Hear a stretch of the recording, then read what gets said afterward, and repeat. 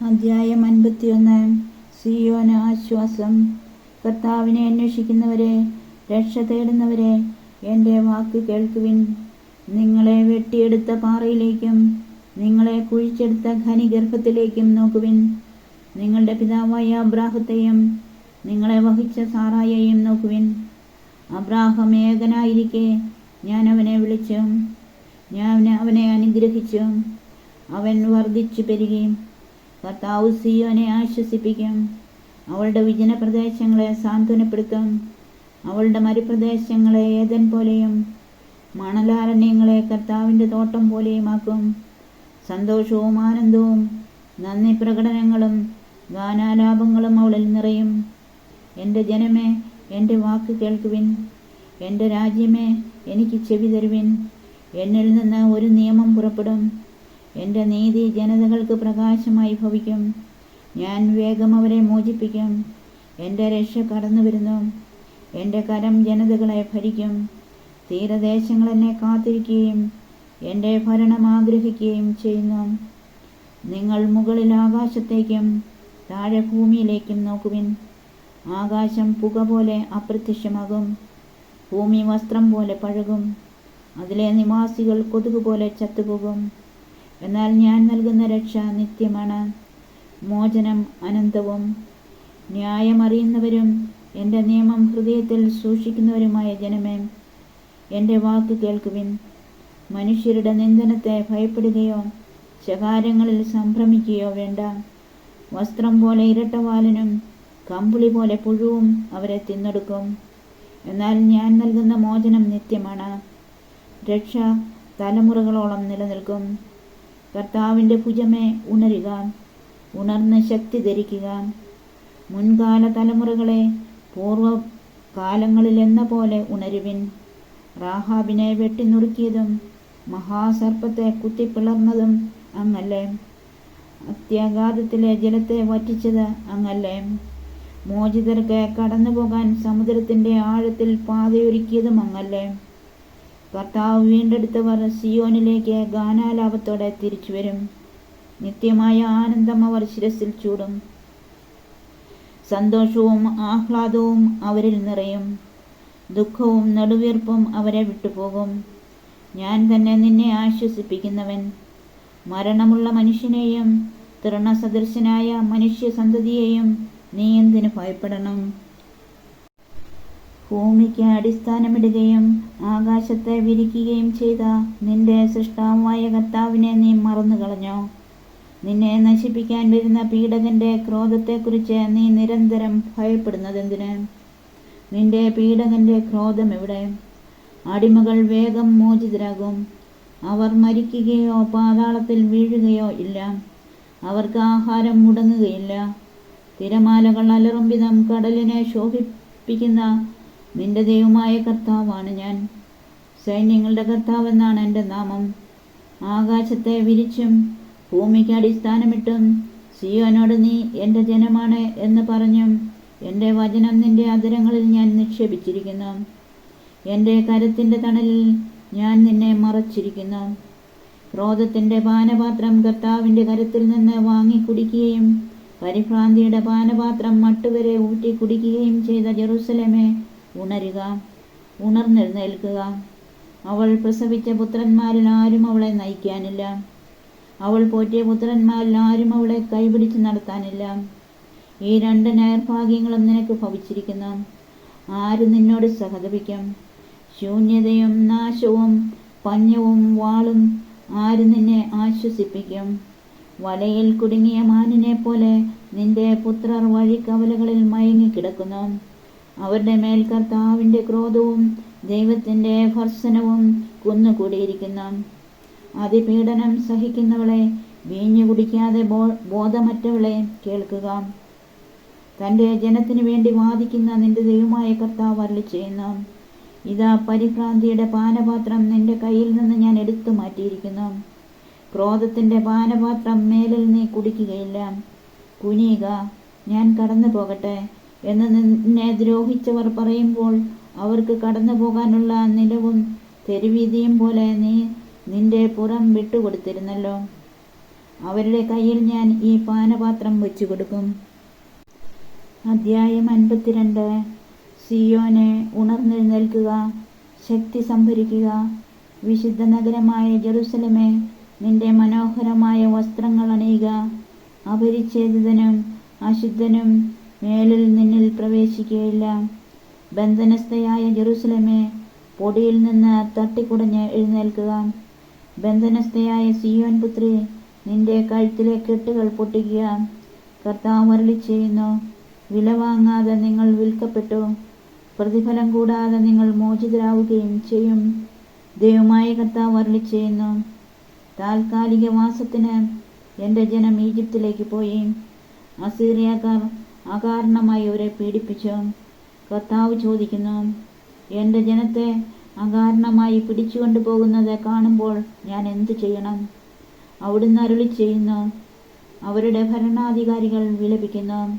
എൻ്റെ നാമം നിത്യവും ഇടതടവില്ലാതെ നിന്ദിക്കപ്പെടുന്നു. എൻ്റെ ജനം എൻ്റെ നാമം അറിയും. ഞാൻ തന്നെയാണ് സംസാരിക്കുന്നതെന്ന് ആ ദിവസം അവർ അറിയും. ഇതാ, ഞാൻ ഇവിടെയുണ്ട്.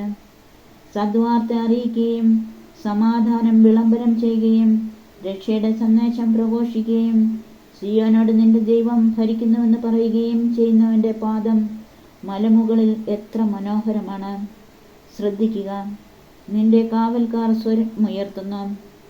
അവർ സന്തോഷത്തോടെ ഒരുമിച്ച് പാടുന്നു. കർത്താവ് സിയോനിലേക്ക് തിരികെ വരുന്നത് അവർ നേരിട്ട് കാണുന്നു. ജെറുസലമിലെ വിജനതകളെ ആർത്തു പാടുവിൻ. കർത്താവ് തൻ്റെ ജനത്തെ ആശ്വസിപ്പിച്ചിരിക്കുന്നു, ജെറുസലമിനെ മോചിപ്പിച്ചിരിക്കുന്നു. തൻ്റെ പരിശുദ്ധ കരം എല്ലാ ജനതകളുടെയും മുമ്പിൽ ഉയർത്തിപ്പിടിച്ചിരിക്കുന്നു. ഭൂമിയുടെ എല്ലാ അതിർത്തികളും നമ്മുടെ ദൈവത്തിൽ നിന്നുള്ള രക്ഷ കാണും. പോകുവിൻ, പോകുവിൻ, അവിടെ നിന്ന് കടന്നു പോകുവിൻ. അശുദ്ധ വസ്തുക്കളെ സ്പർശിക്കരുത്.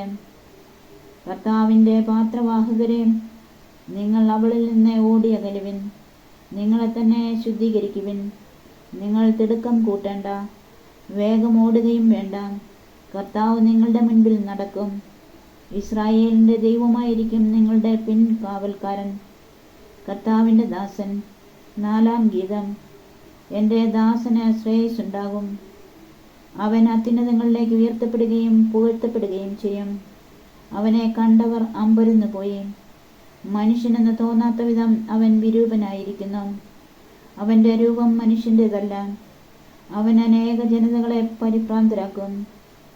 രാജാക്കന്മാർ അവൻ മൂലം നിശബ്ദരാകും. അവരോട് പറഞ്ഞിട്ടില്ലാത്തവ അവർ കാണും, കേട്ടിട്ടില്ലാത്തവ മനസ്സിലാക്കുകയും ചെയ്യും. അധ്യായം 53.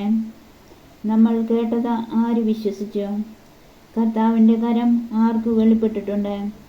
തൈച്ചെടി പോലെ വരണ്ട ഭൂമിയിൽ നിൽക്കുന്ന മുള പോലെ അവൻ അവിടുത്തെ മുൻപിൽ വളർന്നു. ശ്രദ്ധാർഹമായ രൂപഭംഗിയോ ഗാംഭീര്യമോ ആകർഷകമായ സൗന്ദര്യമോ അവനുണ്ടായിരുന്നില്ല. അവൻ മനുഷ്യരാൽ നിന്ദിക്കപ്പെടുകയും ഉപേക്ഷിക്കപ്പെടുകയും ചെയ്തു. അവൻ വേദനയും ദുഃഖവും നിറഞ്ഞവനായിരുന്നു. അവനെ കണ്ടവർ മുഖം തിരിച്ചു കളഞ്ഞു. അവൻ നിന്ദിക്കപ്പെട്ടു, നാം അവരെ ബഹുമാനിച്ചതുമില്ല. നമ്മുടെ വേദനകളാണ് യഥാർത്ഥത്തിൽ അവൻ വഹിച്ചത്, നമ്മുടെ ദുഃഖങ്ങളാണ് അവൻ ചുമന്നത്. എന്നാൽ ദൈവം അവനെ പ്രഹരിക്കുകയും ശിക്ഷിക്കുകയും ദണ്ഡിപ്പിക്കുകയും ചെയ്തെന്ന് നാം കരുതി. നമ്മുടെ അതിക്രമങ്ങൾക്ക് വേണ്ടി അവൻ മുറിവേൽപ്പിക്കപ്പെട്ടു, നമ്മുടെ അകൃത്യങ്ങൾക്ക് വേണ്ടി ക്ഷതമേൽപ്പിക്കപ്പെട്ടു. അവൻ്റെ മേലുള്ള ശിക്ഷ നമുക്ക് രക്ഷ നൽകി. അവൻ്റെ ക്ഷതങ്ങളാൽ നാം സൗഖ്യം പ്രാപിച്ചു. ആടുകളെപ്പോലെ നാം വഴിതെറ്റിപ്പോയി. നാം ഓരോരുത്തരും സ്വന്തം വഴിക്ക് പോയി. നമ്മുടെ അകൃത്യങ്ങൾ കർത്താവ് അവൻ്റെ മേൽ ചുമത്തി. അവൻ മർദ്ദിക്കപ്പെടുകയും പീഡിപ്പിക്കപ്പെടുകയും ചെയ്തു. എങ്കിലും അവൻ ഉരിയാടിയില്ല. കൊല്ലാൻ കൊണ്ടുപോകുന്ന കുഞ്ഞാടിനെ പോലെയും രോമം കത്തിരിക്കുന്നവരുടെ മുൻപിൽ നിൽക്കുന്ന ചെമ്മരിയാടിനെ പോലെയും അവൻ മൗനം പാലിച്ചു. മർദ്ദനത്തിനും ശിക്ഷാവിധിക്കും അധീനനായി അവൻ എടുക്കപ്പെട്ടു. എൻ്റെ ജനത്തിൻ്റെ പാപനിമിത്തമാണ് അവൻ പീഡനമേറ്റ് ജീവിക്കുന്നവരുടെ ഇടയിൽ നിന്ന് വിച്ഛേദിക്കപ്പെട്ടതെന്ന് അവൻ്റെ തലമുറയിൽ ആര് കരുതി? അവൻ ഒരു അതിക്രമവും ചെയ്തില്ല, അവൻ്റെ വായിൽ നിന്ന് വഞ്ചന പുറപ്പെട്ടുമില്ല. എന്നിട്ടും ദുഷ്ടരുടെയും ധനികരുടെയും ഇടയിൽ അവൻ സംസ്കരിക്കപ്പെട്ടു.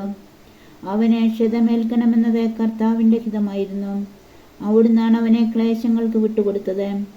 പാപപരിഹാര ബലിയായി തന്നെ അർപ്പിക്കുമ്പോൾ അവൻ തൻ്റെ സന്തതി പരമ്പരയെ കാണുകയും ദീർഘായുസ് പ്രാപിക്കുകയും ചെയ്യും. കർത്താവിൻ്റെ ഹിതം അവനിലൂടെ നിറവേറുകയും ചെയ്യും. തൻ്റെ കഠിന വേദനയുടെ ഫലം കണ്ട് അവർ സംതൃപ്തരാകും. നീതിമാനായ എൻ്റെ ദാസൻ തൻ്റെ ജ്ഞാനത്താൽ അനേകരെ നീതിമാന്മാരാക്കും. അവനവരുടെ തിന്മകളെ വഹിക്കുകയും ചെയ്യും. മഹാന്മാരോടൊപ്പം ഞാൻ അവന് അവകാശം കൊടുക്കും. ശക്തന്മാരോടുകൂടെ അവൻ കൊള്ള മുതൽ പങ്കിടും. എന്തെന്നാൽ അവൻ തൻ്റെ ജീവനെ മരണത്തിന് ഏൽപ്പിച്ചു കൊടുക്കുകയും പാപികളോടുകൂടെ എണ്ണപ്പെടുകയും ചെയ്തു. എന്നിട്ടും അനേകരുടെ പാപഭാരം അവൻ പേറി അതിക്രമങ്ങൾക്ക് വേണ്ടി മാധ്യസ്ഥ്യം വഹിച്ചു. അധ്യായം 54. പുതിയ ജെറുസലേം. കർത്താവ് അരുളിച്ചെയ്യുന്നു: ഒരിക്കലും പ്രസവിക്കാത്ത വന്ധ്യയെ പാടിയാർക്കുക.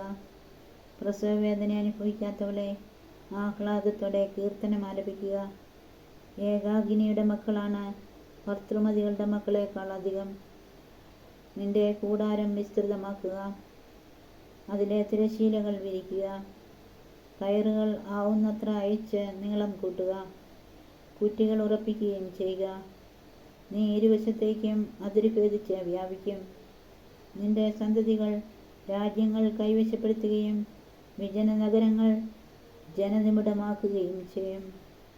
ഭയപ്പെടേണ്ട, നീ ലജ്ജിതയാവുകയില്ല, നീ അപമാനിതയാവുകയുമില്ല. നിന്റെ യൗവനത്തിലെ അപകീർത്തി നീ വിസ്മരിക്കും, വൈധവ്യത്തിലെ നിന്ദനം നീ ഓർക്കുകയുമില്ല. നിന്റെ സൃഷ്ടാവാണ് നിന്റെ കർത്താവ്, സൈന്യങ്ങളുടെ കർത്താവ് എന്നാണ് അവിടുത്തെ നാമം. ഇസ്രായേലിൻ്റെ പരിശുദ്ധനാണ് നിന്റെ വിമോചകൻ. ഭൂമി മുഴുവൻ്റെയും ദൈവമെന്ന് അവിടുന്ന് വിളിക്കപ്പെടുന്നു. പരിത്യക്തയായ യൗവനത്തിൽ തന്നെ ഉപേക്ഷിക്കപ്പെട്ട ഭാര്യയെപ്പോലെ സന്തപ്ത ഹൃദയയായ നിന്നെ കർത്താവ് തിരിച്ചു വിളിക്കുന്നു എന്ന് നിന്റെ ദൈവം അരുളിച്ചെയ്യുന്നു. നിമിഷ നേരത്തേക്ക് നിന്നെ ഞാൻ ഉപേക്ഷിച്ചു, മഹാകരുണയോടെ നിന്നെ ഞാൻ തിരിച്ചു വിളിക്കും. കോപാധിക്യത്താൽ ക്ഷണനേരത്തേക്ക് ഞാൻ എൻ്റെ മുഖം നിന്നിൽ നിന്ന് മറച്ചു വെച്ചു. എന്നാൽ അനന്തമായ സ്നേഹത്തോടെ നിന്നോട് ഞാൻ കരുണ കാണിക്കും എന്ന് നിന്റെ വിമോചകനായ കർത്താവ് അരുളിച്ചെയ്യുന്നു. നോഹയുടെ കാലം പോലെയാണ് ഇതെനിക്ക്. അവൻ്റെ കാലത്തെന്ന പോലെ ജലം ഭൂമിയെ മൂടുകയില്ലെന്ന് ഞാൻ ശപഥം ചെയ്തിട്ടുണ്ട്. അതുപോലെ നിന്നോടൊരിക്കലും കോപിക്കുകയോ നിന്നെ ശാസിക്കുകയോ ചെയ്യുകയില്ലെന്ന് ഞാൻ ശപഥം ചെയ്തിരിക്കുന്നു. നിന്നോട് കരുണയുള്ള കർത്താവ് അരുളിച്ചെയ്യുന്നു: മലകൾ അകന്നു പോയേക്കാം, കുന്നുകൾ മാറ്റപ്പെട്ടേക്കാം, എന്നാൽ എൻ്റെ അചഞ്ചലമായ സ്നേഹം നിന്നെ പിരിയുകയില്ല. എൻ്റെ സമാധാന ഉടമ്പടിക്ക് മാറ്റം വരികയുമില്ല. പീഡിപ്പിക്കപ്പെട്ടവളും മനസ്സുലഞ്ഞവളും ആശ്വാസം ലഭിക്കാത്തവളുമേ, ഇന്ദ്രനീലം കൊണ്ട് അടിസ്ഥാനമിട്ട് അഞ്ജനക്കല്ലുകൊണ്ട് നിന്നെ ഞാൻ നിർമ്മിക്കും. ഞാൻ നിന്റെ താഴികക്കുടങ്ങൾ പത്മരാഗം കൊണ്ടും വാതിലുകൾ പുഷ്യരാഗം കൊണ്ടും ഭിത്തികൾ രത്നം കൊണ്ടും നിർമ്മിക്കും. കർത്താവ് നിന്റെ പുത്രരെ പഠിപ്പിക്കും, അവർ ശ്രേയസ്സാർജിക്കും. നീതിയിൽ നീ സുസ്ഥാപിതയാകും. മർദ്ദനഭീതി നിന്നെ തീണ്ടുകയില്ല, ഭീകരത നിന്നെ സമീപിക്കുകയില്ല. ആരെങ്കിലും അക്രമം ഇളക്കിവിട്ടാൽ അത് ഞാൻ ആയിരിക്കുകയില്ല. നിന്നോട് കലഹിക്കുന്നവൻ നീ മൂലം നിലം പതിക്കും. തീക്കനലിൽ ഊതി ആയുധം നിർമ്മിക്കുന്ന ഇരുമ്പ് പണിക്കാരനെ സൃഷ്ടിച്ചത് ഞാനാണ്. നാശമുണ്ടാക്കാൻ കൊള്ളക്കാരെയും ഞാൻ സൃഷ്ടിച്ചിട്ടുണ്ട്. കർത്താവ് അരുളിച്ചെയ്യുന്നു: നിന്നെ ഉപദ്രവിക്കാനുണ്ടാക്കിയ ഒരായുധവും ഫലപ്രദമാവുകയില്ല. നിനക്കെതിരെ വിധി പ്രസ്താവിക്കുന്ന എല്ലാ നാവുകളെയും നീ ഖണ്ഡിക്കും. കർത്താവിൻ്റെ ദാസരുടെ പൈതൃകവും എൻ്റെ നീതി നടത്തലുമാണിത്.